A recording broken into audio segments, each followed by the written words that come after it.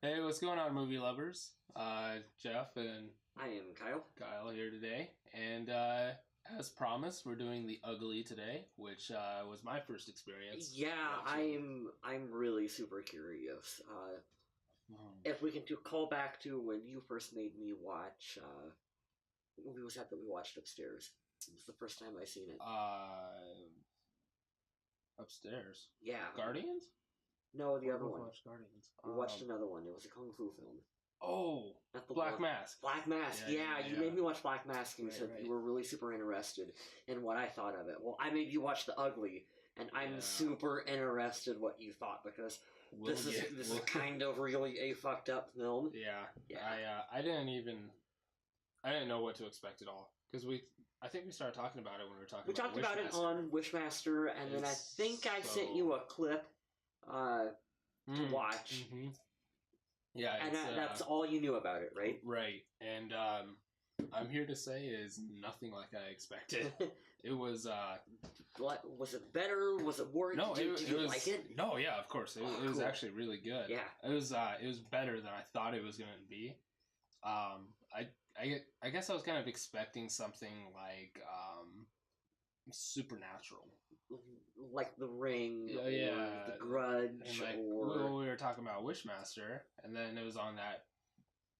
What did you say was on? This was on that Boogeyman, the Killer Cut. Okay. VHS or DVD tape out there. This is another one of those films that was shown on that one. But that had like Jason and Freddy and Wishmaster and stuff. So it's an interesting mix of stuff on that tape because you got your big films like you mentioned, and then it also had Wishmaster, which is kind of unknown, The Ugly, which is super. Who the fuck has ever heard of this one? There was a movie, The Guardian, that was on there. The Dentist. So so it was like, have you seen that one? No. Oh my god, you should check that one out too. We're just gonna work our way through that whole tape. Apparently, I missed that tape. Yeah. What was I gonna say? It was a good mix of stuff you've heard of and stuff you've never heard of, like The Ugly. Right. So, you kind of set me on this adventure, so I'm gonna have you start. Because I just watched it for the first time, so my first experience isn't anything special. Yeah, it was a couple hours ago? Yeah, you watched it? I literally just watched it this morning. Before we started this. Yeah. I watched it on Sunday night, again for this podcast. Yeah. I looked it up, I bought this on Amazon, and I searched through my history. April 19th, 2010. Oh my God. Is when I actually bought the DVD to finally get around to watching it. So there was a little bit of span from 99 until 2010 that I actually decided I needed to watch this film. How far back in your Amazon history did you have to go? You can search through your entire Amazon history. So, how long did it take you? Oh, there's a search box. No, there's a search box. Oh, so you can type in. Oh, okay. I just typed in The Ugly and clicked I thought search. you were sitting there scrolling through 8 years of history. I was like, God. You can go all the way back and see what your first purchase is. I don't want to. You should. I don't know. I don't even. I have no idea what it was. Yeah. Mine was probably movies. It had to be a movie. What else would I have bought first stuff from? Either a movie or a game. Yeah. I don't know. I buy a lot of weird shit from Amazon. I do. Like my headbands. I do now, but... Oh, real quick before we get into this, though, we got an email the other day. And, person, it was about my hair. They're like, your hair is really great. I really like it and stuff. But will you quit wearing that same fucking headband? You're wearing a Seahawks one? Just plain black one. No, I thought you had a Seahawks one. I do, but it's more for like my shit. Yeah. I don't wear it on the podcast a lot. I think I wore it a couple of times, but we should get you one. Get over the fucking headband. Dude, Jeff, I got an idea. Let's get one. Shut up, I like this. Yeah, get a shirt and cut it up and make a headband. With the shut up, I like this logo on it. You can fucking brand that shit, dude. We will have shirts here soon. They are shipped, ordered, so we will have shirts. We'll be wearing those on the show, and then that way you guys will kind of know like what they look like and all that stuff. And I'm sure we'll get. I think we have 2 different styles. I ordered 2 of them. So you'll have one, I'll have one. No spoilers, but are you gonna ever toss one in for a giveaway? After we get them. Might be cool. After we get them. Just the saying. Yeah. As soon as they get here, it's just because I ordered a lot of them. and so the shipping's taking a while and stuff, and they have to print them all and stuff like that. So, but yeah, look out for those. Pretty fancy. I'm excited. It's gonna be cool. I am too.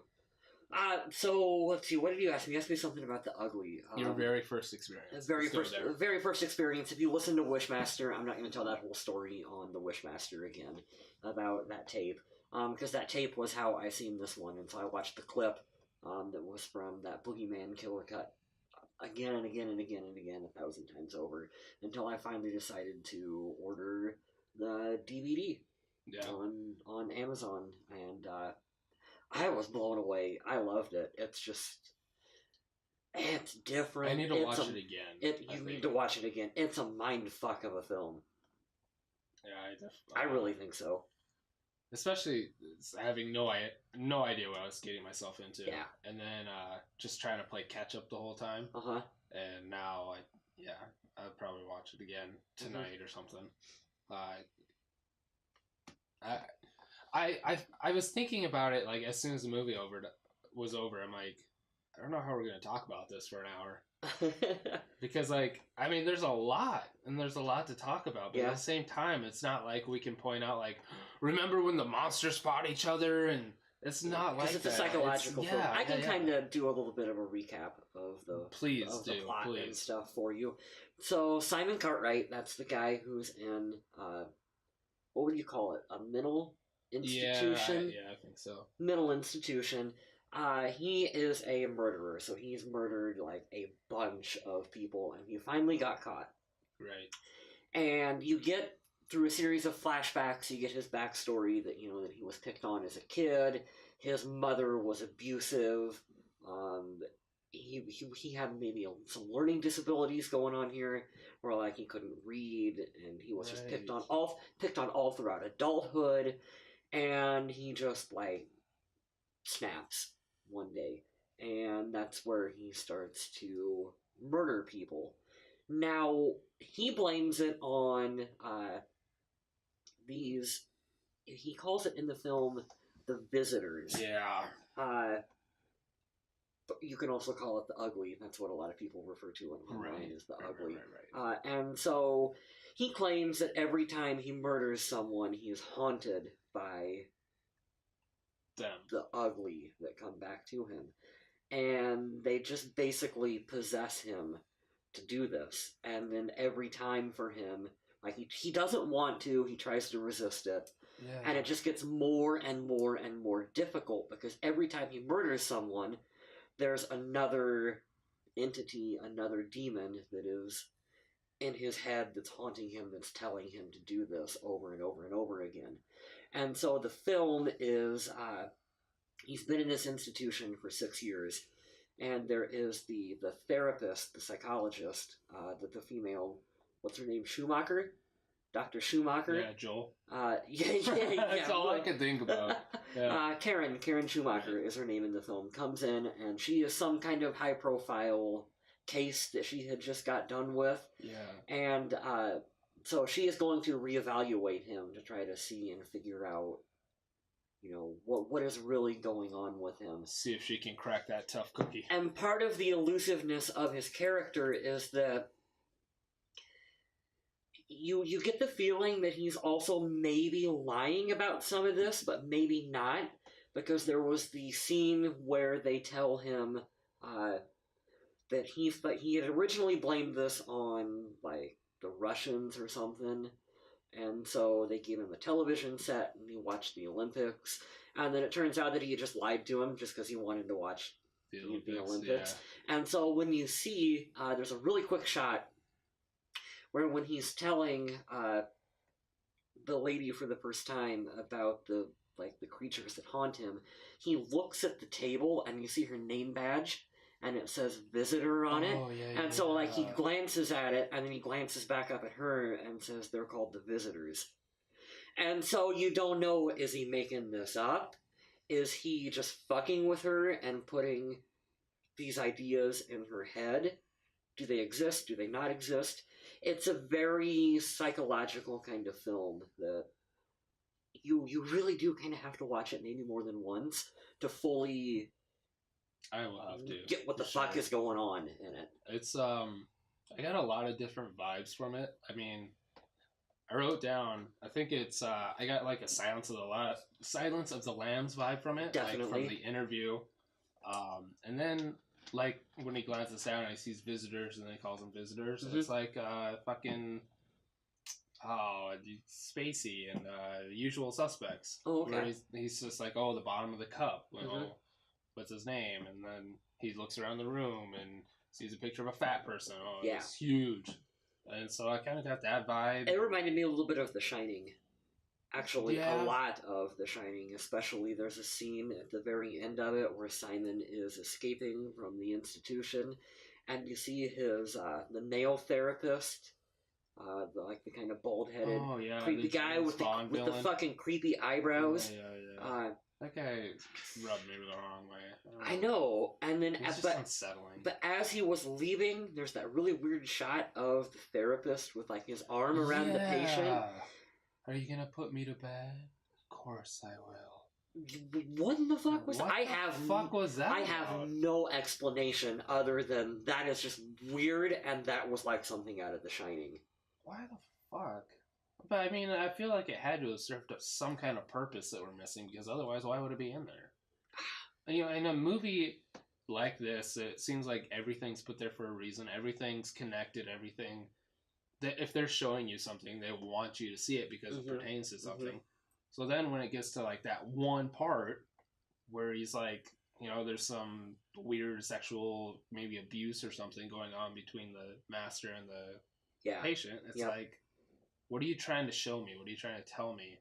Is there some kind of other message here? Is there something else I need to know? Is that another piece of the story? Maybe. I don't fucking know. Maybe. I think that's cool though. I kind of like open-ended questions like that, because then you can have a discussion about it afterwards, and he'd be like, "What was up with that? What was up with that?" Yeah, but but other than just being creepy and weird, I mean, what did you think? I mean, what was it put in there for? What did I think? Just to make you unsettled, or? Well, I think that, you know, that was part of it. And then also, I had wondered how much of the movie were we supposed to be seeing through, like, Simon's interpretation of what's going on around him. Especially with the handlers or, you know, whatever. Exactly. Caretakers. So maybe that was just... This is going to be a lot of stuttering and mumbling. I know. What if that was just what he was thinking as he was going out? That might not have even... That might not have even been real. That could have just been Simon's weird, fucked up mind as he's going out, just interpreting. There we go. Yeah. Does that kind of make sense? Yeah, and so... because the movie does so much... One sec. Okay. Before we get too much further, we better do favorite scenes real quick. Oh, okay. Before we get too far into this. Yeah. So you get favorite scene you want to talk about real fast? I love the handcuff scene.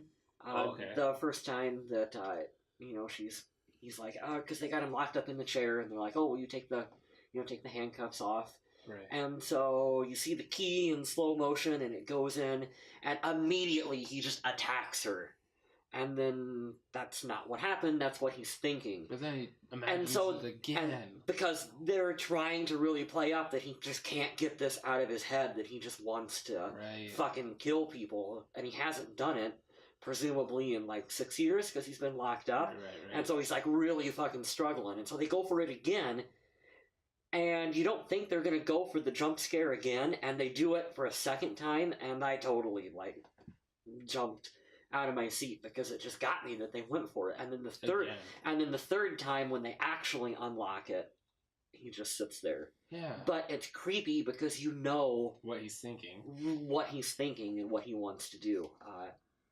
That stood out. I thought that was great. It's really good, but at the same time, it's just like, fuck you.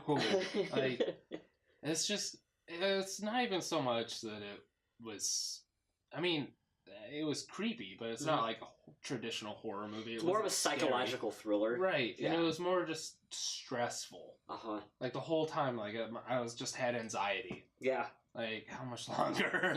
Half an hour? Fuck. It was, I mean, it's only an hour and a half, but holy fuck. Yeah. Like, I was sitting there watching it, it felt like 2 hours, at least. It really just kind of pulls your hair one at a time the whole time you're watching it. Yeah. Drives me nuts. Any scene with the mother, I thought, was really, not that I think it's like the content's good. I'm not saying like the scene, like, yeah, I'm I know saying, what you mean. like, Yep. I think the mom was fucking messed up. Yeah, but I mean, like, for such a low budget, independent kind of film, the acting is solid the whole way through. Really good. Really good. Yeah. And I think the mom was kind of the pinnacle. I think that got me. She really sent chills down my spine, and that shot that I'm thinking of in particular. Are you thinking of the red door shot? Oh, yes, when he's coming back from dropping her glasses off. Yes. And he sees his mom standing in the door with the whip, or the belt, or whatever. Yeah, and it's her silhouette on a. God. They put like a red. Yeah. They put like a red light where like the red is bleeding through the doorway, and you just see her silhouette. And not even just that. She beats the shit out of him. Just the moment where he drops off the glasses and he's just running, and he feels like he's gonna get there, and he's sprinting, and he's breathing really hard, and then like in a second, he sees it. And then everything just kind of drains out of him. He's breathing really quiet again. He's kind of like ice. Yeah. Like in a split second. Yep. I thought there's some really good, unique camera work in this film too. Yes. There was a shot where they were arguing. I think he was still handcuffed on the chair. Maybe not. I don't remember. But he's arguing back and forth with Karen. And the camera kind of is like zooming in and out and going in and out of focus on the two of them as they're arguing, and like the background is like blurred out, and you can just kind of see like their eyes and stuff as it cuts back and forth. That was super cool. The camera work in right away. I mean, everything. The acting is completely solid. The directing is fantastic. Yeah. All the shots. I especially love the camera work where they are going around like that, but then they'll keep like Karen, but then the background will morph back into his childhood, and she's still there. Yeah, so when they're doing like a flashback, doing that storytelling, it's fucking done really well. Yeah, sometimes you see her show up in the background, and she'll ask a question. Like, are they in the scene? In the scene. Yeah, I thought that was really cool. That was really good. There are other times. I think the first time they do that is like they flash back to him sitting in that nightclub. That was fucking fantastic. That was good fucking editing. And then the Orderlies show up in the shot for a brief second, and then you can see them kind of like fade. You're seeing him fade away into his memories from what's around him into his mind.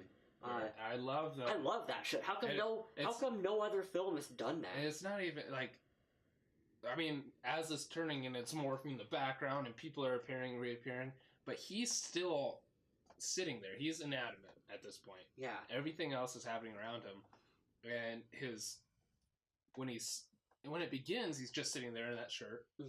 And then it cuts back in, and now he's in a jacket. But then it kind of cuts back to where like she asks him a question, and he's still kind of struggling, and then he's back in the white t-shirt, and then it cuts back again, and then he's back in his jacket. And I know.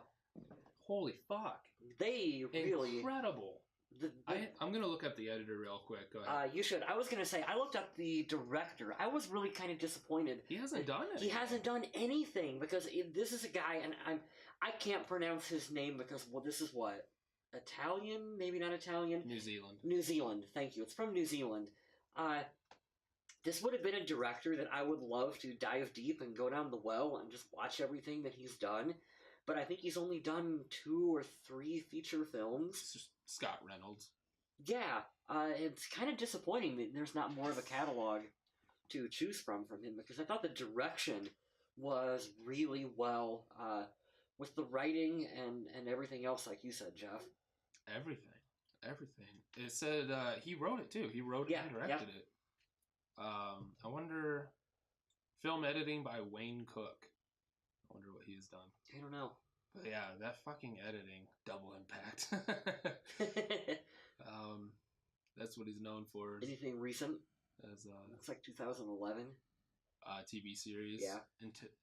Intrepid Journeys, Russian Snark, Ride, The Locals. A lot of TV stuff. It's crazy because it looks like this was a lot of people's first film. The Ugly was his first. Yeah, when you look at their IMDb credits. Yeah, that's incredible. Mm-hmm. For your just knock it out of the park like that, and then for it to go relatively unknown. Yeah. Can you click on the director for a minute? Yeah. And just see. Let's just read off really quick what else he's done. It looks like Antonio Banderas. Yeah, he does. Is it? Let's see. Director. He's done The Ugly, Heaven, When Strangers Appear, and then a couple episodes of The Cult. In 2009. So this dude hasn't really worked in film. So since 2009. Isn't that a shame? See, he was the director of A Game with No Rules. It's a short from 1994. Oh, that's Martin Hoskis. He's the bad guy from Triple X and the bad guy from Equalizer. Oh, okay. The Russian. He was in his short. That's cool. Isn't it crazy that you can make a movie that I think shows a lot of promise? And I think The Ugly shows a lot of promise. For sure. From writing and direction and everything, and then not really do anything else. That's ridiculous. Afterwards? That's odd to me. I mean, I wonder... Scott Reynolds was born in New Zealand. Both of his parents worked in Hollywood cinema. Yeah. Teenage. I mean, it doesn't really say anything about like what the first film, Scott Reynolds, The Ugly, is a suspense made. Mm-hmm. It doesn't. There's nothing. I mean, there's nothing about him. There's nothing about what he's doing now. Yeah, like you said, it's actually kind of difficult to look this film up online. Oh my god, I fucking tried. I know, there's not much online for it. The most I could find, shout out to these guys, there's I think I found like 3 different channels on YouTube of like 7-minute reviews. Yeah. One guy, he did a pretty good job. I forget his name. Pizawi or something. Mm-hmm. Help me. I don't know. Check out his channel if you can find it. Just look for The Ugly review. He does like a 7-minute, but it's he does a decent job. Because as soon as it was over, I went fucking perusing the internet. For instance, like right off the top of my head, Enemy, Jake Gyllenhaal. Yeah. I watched like 2 hours of shit explaining that movie. Just to, I mean, they're all different too. So, I mean, there's no right or wrong way. And so you watch all these different videos and kind of form your own opinion. But I was hoping for that with this. I couldn't find shit. Yeah, because more people need to see this film. People much smarter than me need to fucking see this film and makes me some spreadsheets or something. Yeah. I definitely, and maybe there is nothing more. Maybe, it's as simple as what he's envisioning. They said very early in the film, before she walked in the room to meet him for the first time, he will try to mess with you and he will try to get into your mind. Right. So you have to take everything from that point forward as this guy is a legitimate psychopath and he is intelligent and he's trying to fuck with her. I also kind of got a American Psycho vibe. Yeah, I can see that too. Like, because at the end of that, it's like his confession and stuff of the stuff that just happened was like in his head. Supposedly, it's kind of the same thing here. And like when he's leaving and he sees the order or the head honcho with that, Marge or whatever. I don't remember her name. The lady that had the 3D glasses. And that was strange too. As soon as it started, and she's like looking at him through the glasses, I'm like, what the fuck is Kyle making me watch? But that's, like you said, like, maybe that is just his interpretation of what he sees. Mm-hmm. And that's very much like a Patrick Bateman. Yeah. Oh my gosh. Yeah, like you said, more people need to talk about this. Hopefully, So I really wanted to know. I had a bunch of questions I wanted to ask. good. I'm sure I know them. Yeah. What did you think the first time you seen the room full of the uglies that pop up? So I think he had like her hands on her throat or something, and she looks around and she sees them. And she sees them for the first time. Did that fuck with you? I got like a 13 Ghost vibe. Okay. But yeah, I almost thought that like maybe, like as she was being strangled by him, maybe she was like having a near-death experience, so she could see them or something, or right before you die, you become one of them, so you're gonna. I don't know. Yeah. It's I don't know. I don't know. There's gonna be a lot of I don't know in this. I thought it was a really that moment I think fucked with me, because that's one of those images that will stick with you for a while, of just all of those the black blood. Yeah, we gotta talk about that oozing from them. It's a stylistic choice I think they made. Fartsy. But I mean, again, trying to avoid ratings forward here a little bit. I think he wanted to show how violent it was. In New Zealand, though. Yeah. If you blacken the blood, it's easier to get away with showing someone getting their throat slit. Those. Because I remember seeing red blood, and I think there was red blood at the very tail end of the film. So I'm thinking that they used the black for like flashbacks.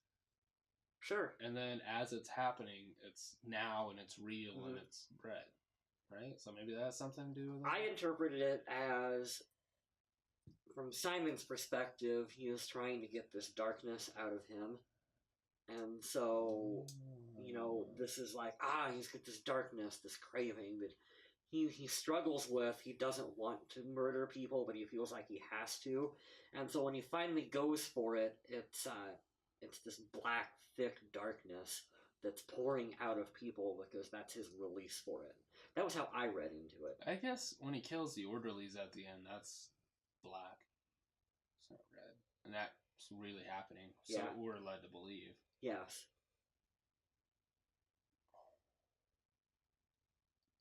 What about the Orderlies, though? What did you think about that? Was strange. Well, first of all, okay. As soon as I saw it, the only thing I thought was like, that dude needs to put a shirt on because you're working in a mental institution. I know. You can't.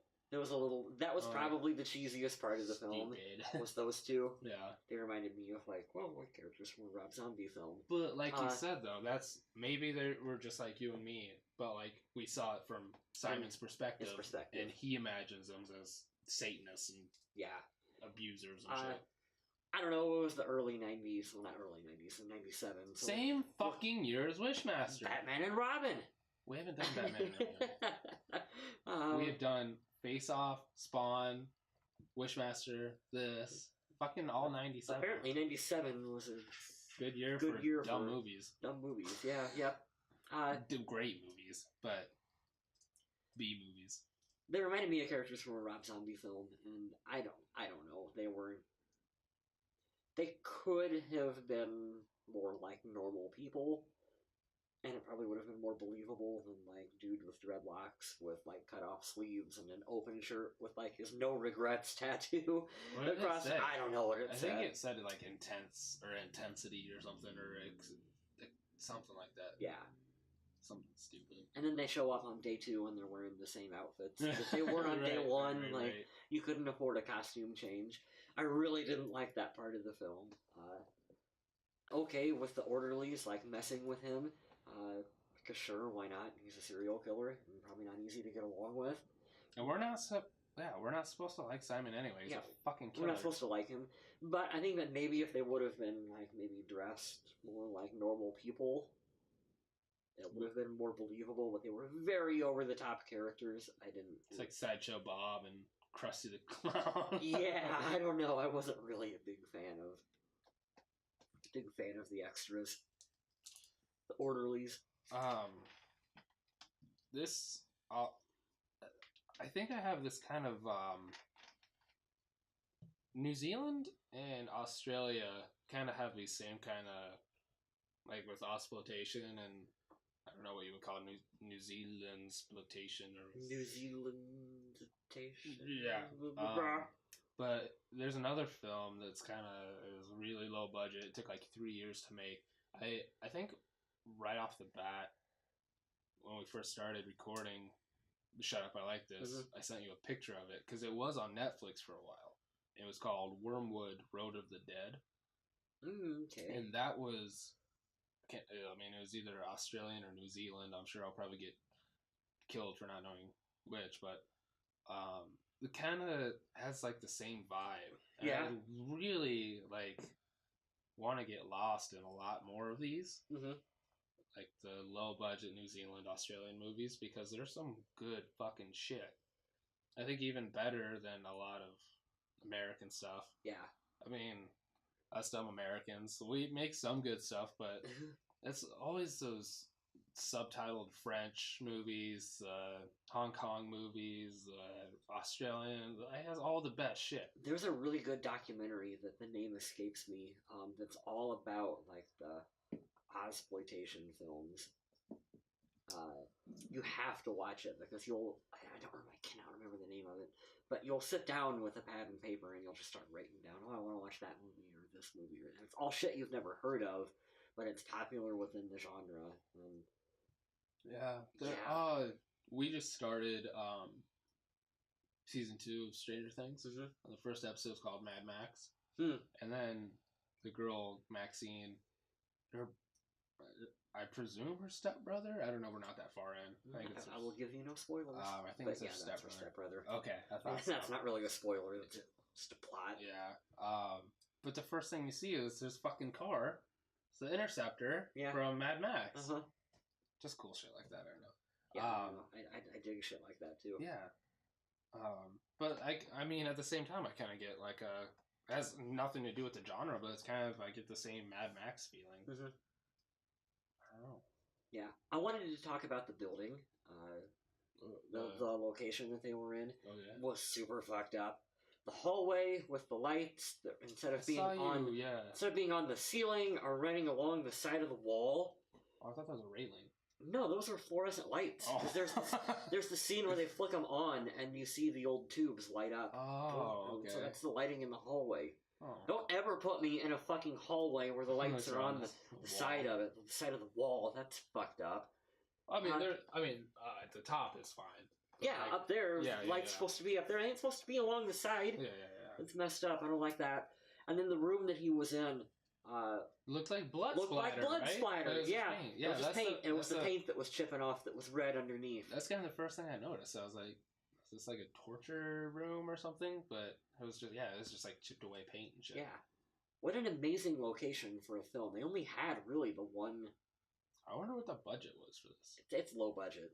I wonder how much it actually was. I couldn't tell you, but it's really. Let's see. I mean, they had the hospital. They had his childhood house. Yep. And they had a couple other houses that could have been the houses of the director or the cast and crew, probably, that they filmed in. Oh, Karen's house.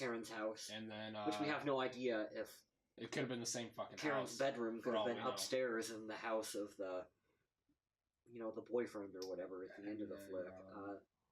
There's a couple shots of like they're in a nightclub, and then there's some outdoor scenes like in the bushes. The locker room scene. The locker room. So I mean, less than 10. Honestly, the locker room was probably somewhere else in the set, the mental institution. Oh yeah, set. right. Yeah, it's probably the same building. I didn't like that. There's a difference between bullying and being an asshole and being fucking psychotic. They put a dead fucking cat in his locker. That's psychotic. That's not being a dick. That's messed up. I've actually experienced something like that. Really? I had, it was probably about 5 years ago. I had somebody break into my truck and leave a gutted rabbit in there. Yeah. That's messed up. Yeah. Hillbillies. Good God. Yeah. So, I don't know, every time I see shit like that, I like have flashbacks. Yeah, no shit. But like, it's not like, there's a difference. There's, pushing that kid down and dumping out his bag. That's being a dick. That's bullying. Shit's gonna happen. Yeah. Fucking putting a dead cat in somebody's locker. It is pretty messed up. You should be institutionalized as well. Yeah. For sure. You were supposed to kind of feel sorry for him. Yeah. Throughout the film. Like, that's the idea, is that he's like Forrest Gump if Forrest Gump decided to fucking kill people. Forrest Gump 2. Yeah. Gump's pissed. Forrest Gump 2.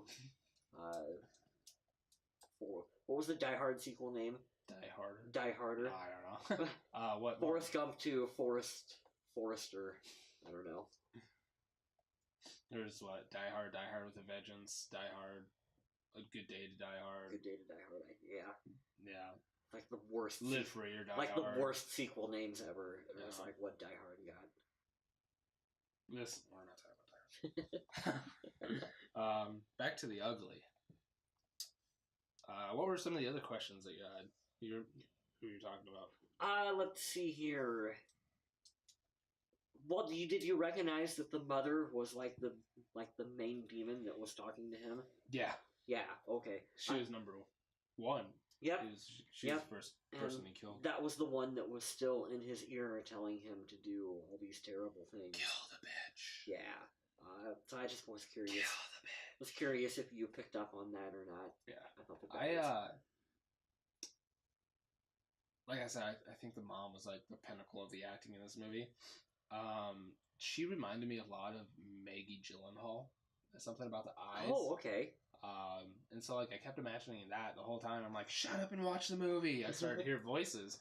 I'm like, no, watch the movie.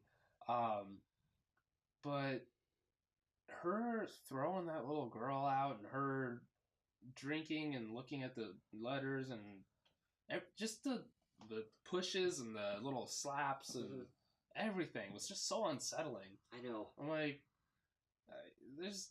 I was disciplined as a kid, and I'm hopefully not like that. Yeah, that's what I mean, though. Like, just, and it's not even like the times that she slapped him. It's not like she like winded back. I mean, it was just, but it looked like so.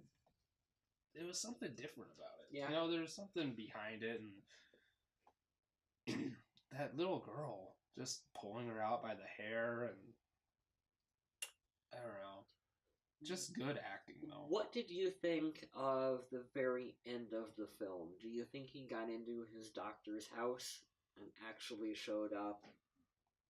Like, No. did he actually kill her? I think so. Or was she having a nightmare? Or what was your interpretation of the very end of the film? So, at the very beginning of that scene where he shows up, and it's a dream. Yeah. I kind of imagined it was a dream. And then the second time, where she falls back asleep, and then her throat just starts... Yeah, it just starts bleeding, and you it's see like the blood pooling up underneath her. Yeah. I don't... There's something there that people a lot smarter than us pick up on, I think. But, I just think that was probably still another... Because, like you said earlier, when he, the handcuff scene, they show it twice. Yeah. And then what really happened. And so I think they're doing it again. They're trying to play that trick where they're showing it twice. Yep. And then they don't show us that third part where she just wakes up. Because, I mean, there's, like, the logistical situation. How would he know where she lives? How would he get there? How would he know? How would he have any idea? Yeah. And then how would he get in without making noise and all this kind of stuff? And I think they're just trying to play with that rule of thirds again. It was a very artsy ending. Yeah, you fuckers. That left it open. Stupid dog. It's like Kevin Smith when his dogs are barking. Hero, shut up! Yeah. I don't know. I dug the end of the film. I liked it being open. I liked the fact that it didn't really tie in with anything. Like, I don't know. That's why I liked it. I think it's cool. I think it's cool. I like stuff like this when there's other smarter people discussing break it down for me. First, like I was talking about with Enemy, that was a great film, and I drew my own ideas from it. And then I would go and I'd watch these 2-hour-long Enemy Explained, and then I'd compare it, and then I'd be like, okay, I like that part. I'll put that with mine, and then I'll lump them together. Not even so much somebody just telling me what happened, because they could be wrong. I mean, I thought my own things. I like taking those different perspectives and putting them all together for what I want. But when I watch this fucking movie, all I have is my fucking perspective, and I don't have anybody else's. I mean, you're here, but it's not like we're not going to have a 2-hour The Ugly Explained, or maybe we should. Maybe we should sit here for the next 4 hours, write everything down, download the script, comb through it, and make a fucking video saying, this is what we think happens. And I think my idea is it is that same handcuff scene. I'm sure they did it before too. I'm sure maybe when they're doing the bar or the nightclub scene, maybe there was all those edits, maybe there was like 3 parts of that. Yeah. I think there's a rule of thirds playing throughout the whole film. I think I stand by what I said. You're seeing a lot of the film through Simon's interpretation of events. And so I think that kind of maybe explains some of the more unusual qualities that are going on. Where he breaks out at the end of the film in that unusual scene that we touched upon. That's what I think. What about the how does he know so much about her? Like when she first comes in and stuff, and he knows about the divorce, he knows about the big case. If he's locked in this institution and he's being abused, why would they give him any kind of news? How would he get any kind of... Yeah, I don't know. I had thought about that as well too. I don't really have an answer for how he would know, but although they did mention that he had a TV set for a little bit, and so you assume that saw something. They have to have some kind of I don't know, like open common ground area that they can go to. I doubt it. Yeah. He looks pretty abused. Yeah, I mean, but again, is that through his interpretation? God damn it! Is that what's actually going on? So you don't actually know, because how would he know otherwise? But Karen sees it a couple of times. She sees the orderlies being dicks to him. So if she's seeing it, I'm gonna go out on a limb and say that they're actually doing that. Yeah. So why would they let him have any kind of freedom whatsoever to go to a common area and watch TV or something? I don't know. I don't really have an answer for that one. That's just kind of up to suspend disbelief. But at the same time, okay, I've been listening to Dan Carlin's Hardcore History. Yeah. You kind of listened to some of it. Yeah, that was good stuff. And we talked about there. I didn't talk about. He was talking about. I listened to this one about pain and torture and stuff.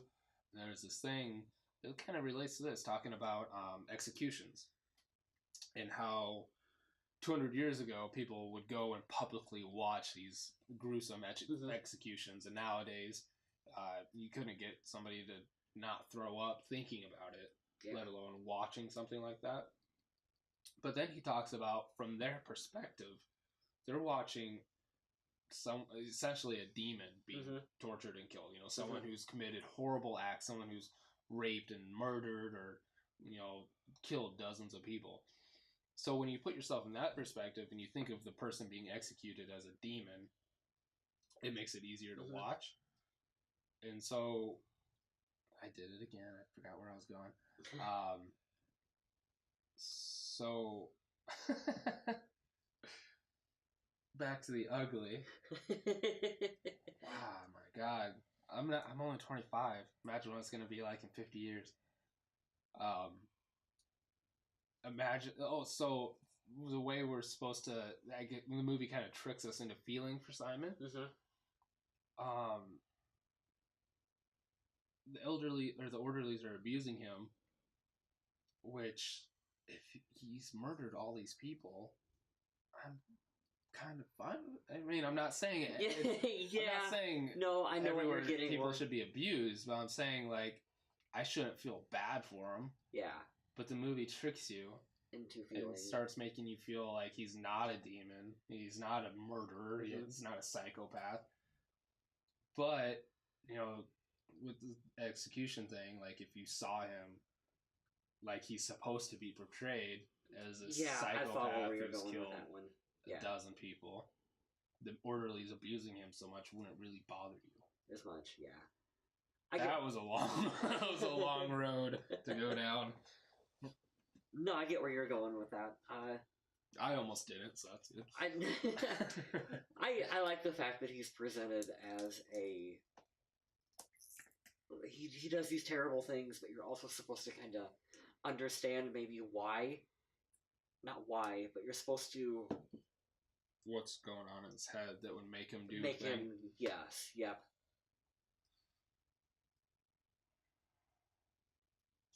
Yeah. I literally just watched this morning, and so I'm like my head is still trying to wrap itself around it. Mm-hmm.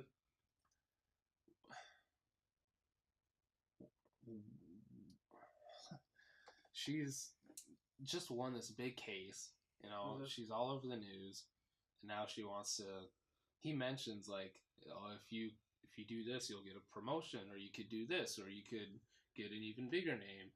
Why is it such a big deal to crack him? Like, because he would have been a really high profile case. He would have been. But what do they want? He would have been very notorious. He would have been all over the news because he would have been wanted for a long time. You know, this unknown, you know, killer that's been out here doing this. Well, he's been in the institution for 6 years. Yeah, but that would have been like, he was just getting ready to go on trial.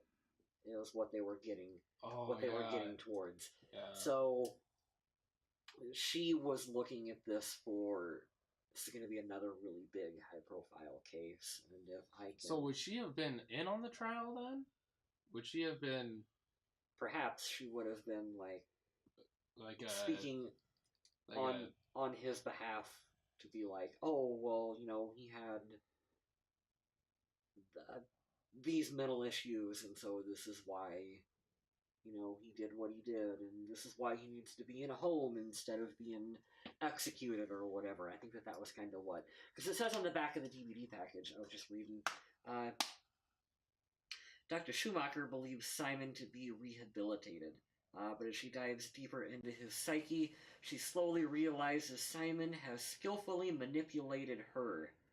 So it's kind of like she is going into this thinking that, like, oh, you know, he can be worked with, he can be rehabbed, I can help save him, you know, prove that it was a mental illness, and that he is just, like, fucked up and beyond help.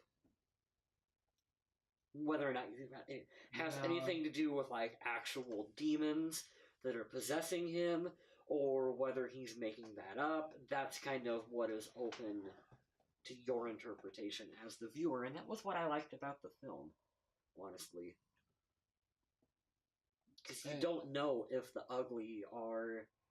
Like I said, you don't know if they actually exist, or if he had just implanted this idea that this is what's going on into Karen's mind. He incepted her. Inception.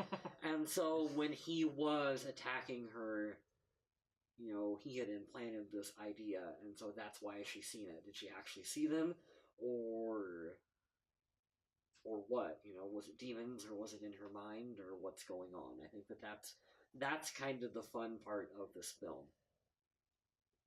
Let's talk a little bit about the whole reason why he is in there is because he got caught by the 13-year-old. Yeah. He let her live because she was deaf, and I think the reasoning there is he kind of believes her to be bullied like him. Yeah, oh, she's probably picked on. She's different. I was different. I got bullied. I got picked on. This girl was deaf. Maybe she was bullied or picked on, and she was different. So I'm going to let her go. Which in turn leads... Why didn't he want to look at the sketch? He, like, throws it on the floor, and she's like, why'd you do that? I just don't like looking at it. Because I think he has a hard time, because they show there's that quick montage of like after he kills people of him just like totally regretting what he did, and like he looks like he's ready to cry in some of the scenes, and because I don't think he likes to remember what he did. That's why I think that the blood is coming out as like this black, thick, ugly, dark void that's coming out of people, is because even though he kills, he doesn't enjoy it. I think he doesn't enjoy it after the fact. I think is what they were getting at, is that like the quick action of it, I think he likes, but then afterwards he's just filled with regret, filled with the ugly. Okay. Yeah. The ugly. So probably this was my take, like 15 minutes into the film, of what I thought it was gonna be. Okay. Excuse me. We keep seeing these reflections of him in the mirror, which is the case, I think, where it's like the fucked up eye and the scarring and all that stuff. Yeah. I was under the impression that he had some psychosis, some neurological thing where that's how he viewed himself. That's how he sees himself. Even though he's a normal guy, he sees himself. And when she asks him, I think it's about the time of the bar scene, the nightclub scene. Did you think that they were laughing at you? Mm-hmm. I think, like, I thought right off the bat that he always thought people were making fun of him for his face. Mm-hmm. And so that's why, like, he kept killing all these people, is because they were making fun of him for his deformed face. I think part of that would be accurate too. But he's not like that, and that's not why he's killing. But that's how he views himself. Right, but that doesn't really pertain to him killing people if it's the people, the spirits telling him to do it. Well, how does that tie in with him killing people? That could also be bullshit. Although it is when you're first introduced to him and he's looking like he's in the chair and he's looking down, so that's why he's looking down, because there's a mirror in front of him, and he doesn't want to look at his reflection in the mirror because he views himself as with the scar and the fucked up eye on the one side of his face, and so that's why he's reluctant at first to look up and engage in that conversation.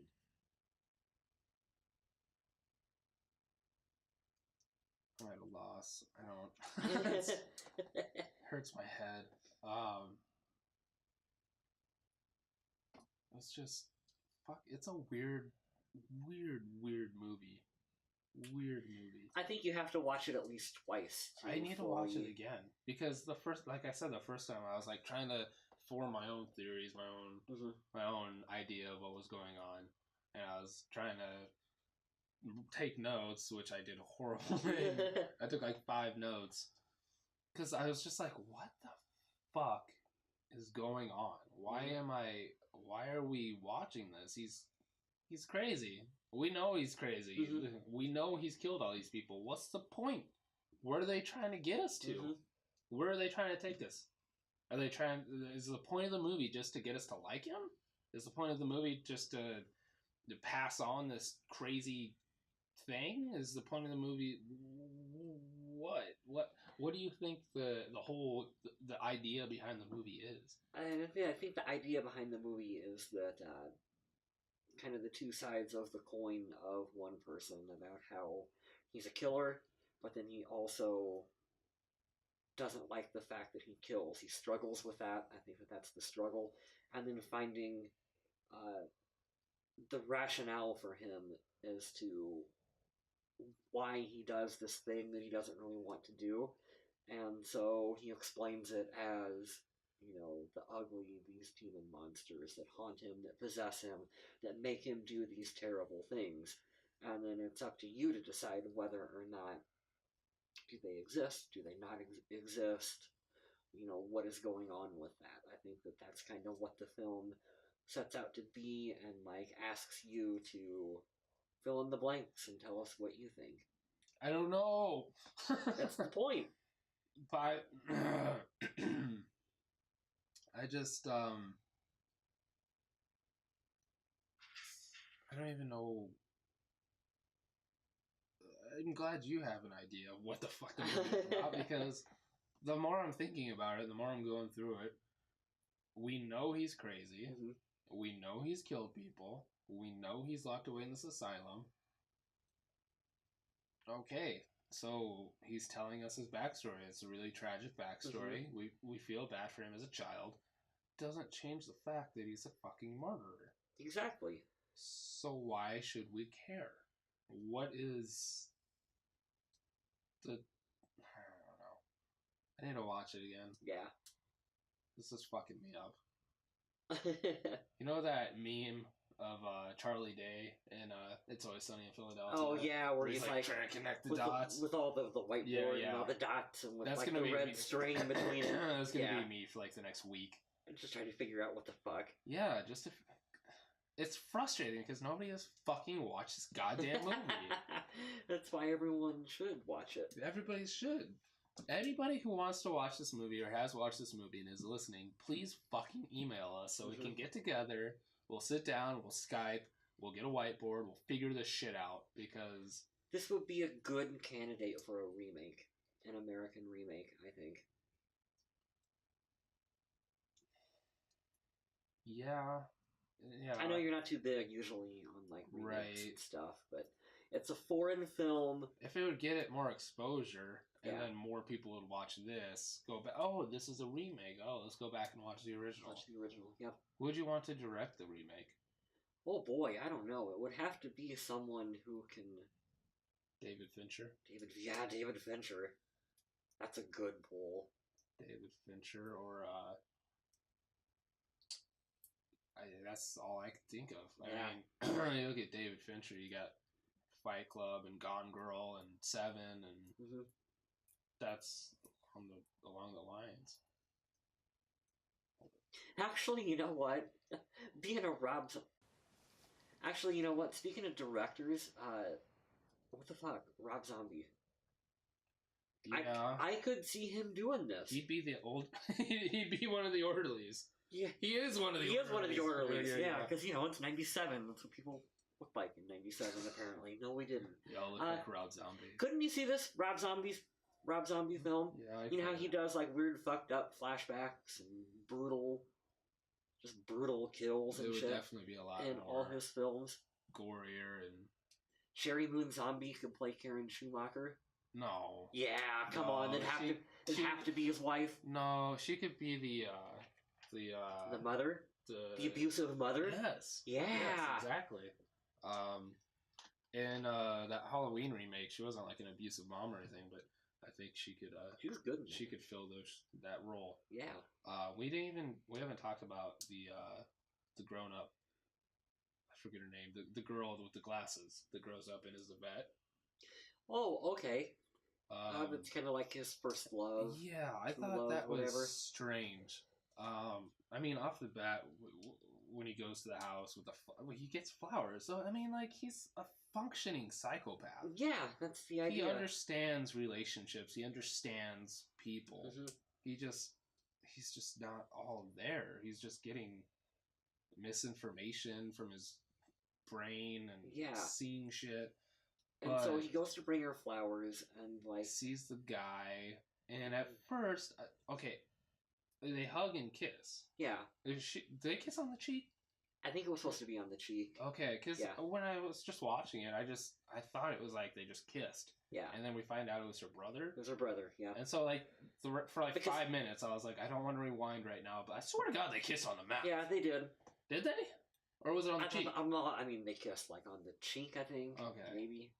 That's strange. It's New Zealand. I'm not going to question what they do over there. So, he, like, went to bring her flowers, and then he seen...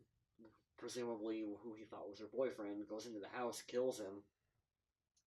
And then she shows up because she forgot, like, her wallet or keys or something on the table. And there's that really intense scene where he's hiding in the bathroom. Yeah, and you think she's going to find him, but then she doesn't.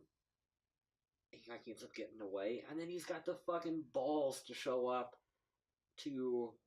the veterinarian clinic that she works at afterwards. A week later. Or like a day later from the looks of it. So I think after she finds her brother, he said that like she like disappeared for a week, like she went to go stay somewhere. Oh, okay. Or whatever. Was it? Like I must have missed that part. And then he went to the vet. He was like watching the vet, watching her house for a week, and then he went to the vet. He said they talked for a little bit, and then he just asked her out. Yeah. And she's like, okay. And then a week later, they went on a date and fucked. And then he murdered her. So within because he had 2 weeks. Yeah. He kills her brother, and then 2 weeks later, he fucks and kills her. Yep. Well, how do they choose? How does the ugly choose who dies? Well, they had made the comment that there was no patterns within his killing. God damn it, that's right. And that is what makes him so difficult to so difficult to track down. But also, that was his mother that was talking. A little bit of Simon Bates here. Yeah, there's Simon Bates. Jesus Christ, there's Norman Bates from Psycho. There was Bates. a little bit. I don't know. What the fuck? Simon Cartwright. Simon Cartwright. Yeah. I'm surprised they didn't. So that was his mom that was talking to him immediately afterwards. That said, "Kill the bitch." So again, that fucked up childhood coming back to haunt him. They played on the Simon a little bit. They called him like Simple Simon Yeah, shit like that. But never once. I was waiting for it. Did anybody say Simon Says? Copyright. Oh, really? I don't know. Probably. Like, what? Probably get paid for that, rights. Really? Yeah. I was waiting for that. That would be my guess. Okay. I know sometimes we ruin movie magic with. Well, that would have costed too much to get. Yeah. But... There wasn't. Was there any music in this? I don't remember any music. I don't remember. There was some kind of. There's a song that plays at the bar that's in the background. Otherwise, is there like an orchestra score? No, there's not. The opening credits are dead silent. Yeah. And I thought that was really cool. Because it opens on that shot. Of the fucking fucked up hallway. The fucking fucked up hallway. Fucking fucked up. Yeah. Yeah, there's no music. I thought that was There was neat. just that one song. No music, hardly any locations. 4 or 5 actors. I mean, kids, I guess. Low budget. That's fucked Good up. low budget filmmaking, I think. I think it's. I did think it was a little silly that. I mean, those when they take the pictures at school and he's walking home and the bullies push him over and dump his bag out. Mm-hmm. That little nudge on the he must have gotten some like concrete burn or something because he had a whole patch over his entire eye and face and everything. I'm like, dude, you got pushed over. Come on. I don't know. Maybe his mom is stuff like that. His mom was supposed to be so overprotective. Well, yeah. Maybe she just went overboard, and maybe he had like a. What do you think of? Do you think his dad was normal? Do you think his dad was fighting for custody because mom was psycho? Yeah, that's what I think. So his dad was like the reasonable one of the two, but he must have like served or something and was not active. I don't know. Just kind of my thought. Some of the images look like he was in the military. My thought process, yeah, maybe he was in the military. Also, sometimes in like divorce cases, it's easier for the mother to get custody than the father. That's a fact. That's a fact. Yeah, and so I kind of went. I know. I kind of went along with those lines as to be like, oh well, maybe even though the dad would have been better, maybe he wasn't in a better situation at the time, and so courts give the kid to the mom, even though the mom was a fucking psychopath. But you also kind of get that maybe she was a psychopath behind closed doors. Right. And she seemed maybe more put together in public, just like the way she dressed and shit. Right. So maybe people didn't know that's what was going on, I would imagine. Why wouldn't Spectacles tell her parents? I don't know. I watched that scene and I was like, boy, this is shit you couldn't get away with today. You like, have a SWAT team fucking on your lawsuit all over social media. Yeah, that. You tell a kid across the street to, hey, quit throwing rocks over here. You'll fucking, I'm calling the cops. Don't talk to my kid like that. Yeah, no shit. Fuck you. And your stupid fucking kid. No shit. But yeah, I just feel like if we could have seen the dad or gotten more information about the dad, something about the dad. And I kind of feel like In Karen's note, she talks about how Simon's very clever. At the end, you could see like little Simon, very clever, blah blah blah, knows how to manipulate and stuff. I don't think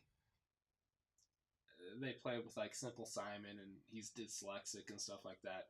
I don't think he's like challenged. I don't think there's anything wrong with him. You know how there are some people, parents. upbringing, and you know how there are some people who are so smart, and it just kind of too much information. Yeah, I almost wonder. Asperger's, I think it's kind of something like that too. I'm not 100%. I almost wonder if that is a little bit of what's going on as well too, and then just the terrible upbringing. I don't think like he was too dumb to read. I just don't think his mom. I don't think his mom wanted him to read because she didn't want him to read the letters. Why not just get rid of the fucking letters? I don't know. That's a good question. I don't know. But wow. I said I was scared about not being able to talk about an hour. We've already talked an hour, and I feel like we haven't explained anything. Overall, I'm curious. Did you like the film? Yeah, no, I liked it. Yeah, okay.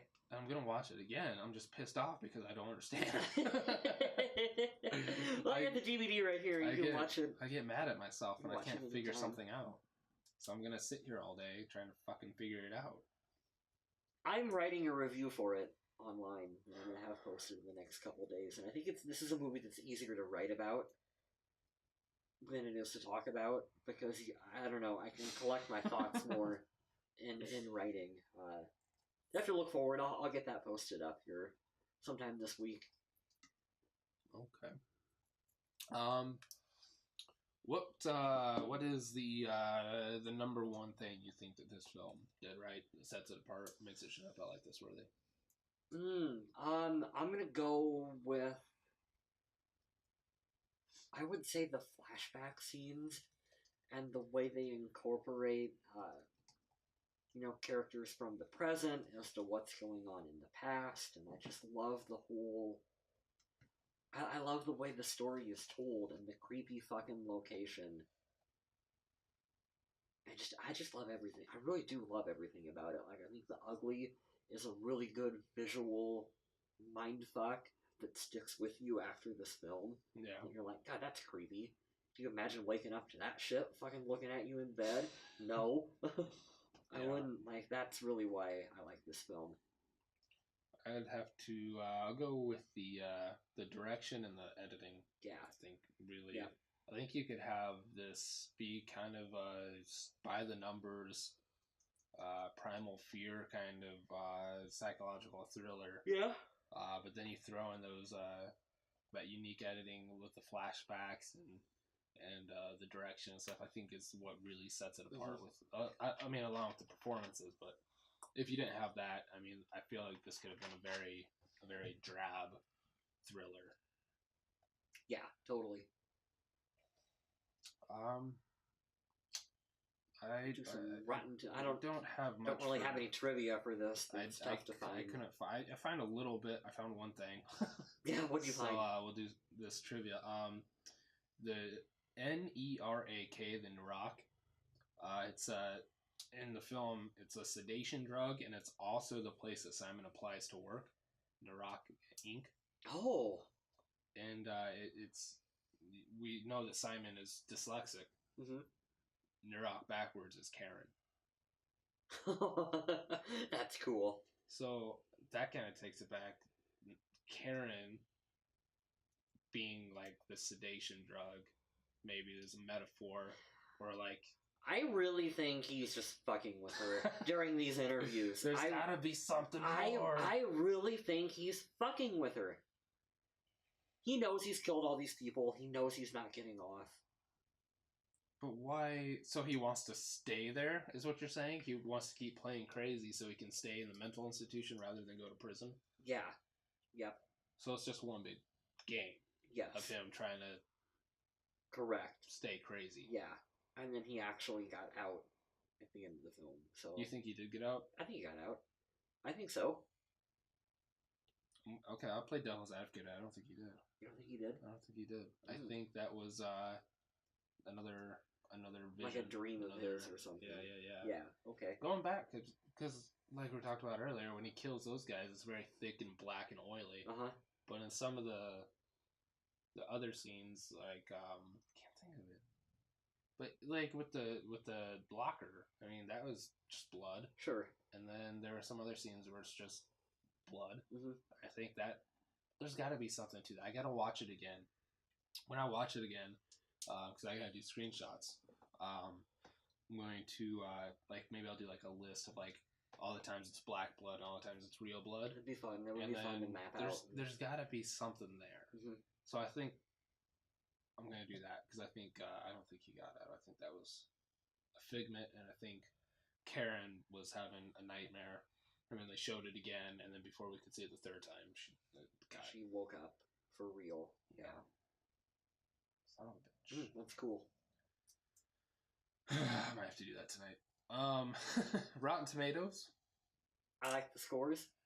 Yeah, I like the audience score. The Rotten Tomato, the critic score is 40%. Sure. And then the audience score is damn near 69%. Yeah. With I mean, there's a lot of there's 3,361 audience reviews. So that's a pretty good, healthy amount. That's a pretty good poll for 70% people to watch it. So yeah, that's a lot. I think that did pretty good. There is for the for the critic score, there's only 5 critic reviews. What are the who are they? Can you scroll down? It says 2 are fresh and 3 are rotten. I'm just curious. Like, is it anyone? Those are audience. Let's see, view all. Oh, of course, it's the top one looks like a total social justice warrior. There's filmcritic.com. Christopher Knowles. He gave it an original score. He gave it a fresh. Yeah, let's just look at this person gave it a 8 out of 10. Oh, okay. It's not found. That's not good. 2005 is the most recent. What was the... Read that top review for a minute. There's fun to be had for horror junkies, but others may want to wait for Reynolds' next picture. Well, I mean, fuck, it's a fucking horror film. Yeah, and may be had for horror. Fucking of course it is. It's a horror movie. Wow, this one isn't found either. Jesus. Now This is a tough movie to find. We're running into, like, Twilight Zone shit here. There's nothing about it. Yeah. The only thing we can find is the top one. Well, I'll get my review up. I think Bloody Disgusting has a piece for the article online as well, too, and they really liked it. Wow. That's pretty crazy. It's also why I don't like Rotten Tomatoes. Like, how come Bloody Disgusting's review isn't part of their algorithm? Maybe they're under. Would they be under audience, or would they be? They should be under critic. It's probably just not part of their how their website works. They don't give a shit. Yeah. Yeah. Yeah, but I mean, there's quite a few for audience. Where did this come from? Great low budget thriller, creepy. Yeah. This person says it came free with one of the Saw movies. Really? In 2012. Huh. Yeah, that's interesting. An odd film, but well made. That's a good way to put it. Yeah. It's an odd film that's really very well made. done. Yeah. Everything behind the scenes is incredible. Yep. The directing, the editing, all that. It's very good. Let's do some final thoughts real quick. You have anything to kind of close us out with? Anything you want to say about it, or check it out? It's different. It's unique. There's not really a lot. There's fucking nothing on this. Well, yeah, there's not a lot on this online, and I just think that people should watch it, and you should form your own opinion about it. Especially if you're the kind of horror fan that thinks that the 90s is a decade were just terrible for horror films. There's a lot of people that have that opinion, and I think that there's a lot of good horror movies that came out in the 90s. You just got to dig a little bit deeper underneath the surface to find them, and when you dig deeper, you can find cool movies like The Ugly that are online. It's different than Freddy or Jason or Michael Myers. That's what I was expecting. I was expecting like a supernatural slasher movie. Yeah, and it's not that. No. And it's not that at all. I don't know, what's your thoughts? Twisted. My thoughts are all over the place. It's definitely a movie that you have to watch twice. I went in, not having any idea of what to expect, and surprised, but pleasantly surprised, and now it's just I want to know more about it. There's gotta be some article or trivia or interview or something that I can watch somewhere about it. I wish the director had more of a catalog of films that we could sit down and watch. Me too. Yeah, I would just if you can find it, watch it or order it from Amazon. It's probably up on Amazon. It's probably $3 on Amazon. Yep. So just where I bought my copy. Give it a watch. And then call me, and then we'll get together and figure some shit out. Was he really there at the end, or was he not, or did he get out, or I don't know. But before I go insane, I think that should probably be the end of the episode. I think so too. I think we covered it. Holy shit! So if you've seen The Ugly and you're looking for something or somewhere to explain it to you, I hope we kind of did something. I don't know. Check my review out, my written review. It'll be up by the time this podcast gets posted. That's attackoftheblog.net. There you go. On my website. So you will see it and find it, and you can see more of my thoughts in a written format. And, of course, PantheonNetwork.com. Find all the videos, all the audio, everything you need up there. Comedy Bull Podcast, our partners are up there. You can find us on Facebook, Twitter. I think I'm going to set up, everyone tells me we need Instagram, stuff like that. It's a pretty big platform, so right now, Facebook and Twitter, I'm looking at Instagram, and I'm also looking at Vero, the new social media platform. I have tried that one. That one has potential, but it's difficult because nobody is really using it yet. Just Zack Snyder. Zack Snyder. It's like his platform. Yeah. Right now. These social media startups are always almost good, but then it's like you can't search for people in your town. Yeah. And that's what made Facebook work so good, is you could search for, like, where we're from, and you can say, hey, here's 50 people, 100 people in your town. You can't do that on any of these other ones. So, like, I don't know who to follow. I think that's what makes it kind of good, though. It's like you don't have that bloated news feed. You follow who you want to follow. Like, on Vero right now, I have Zack Snyder and Cyborg. See, I didn't even know you were on Vero. I'm on Vero. Yeah.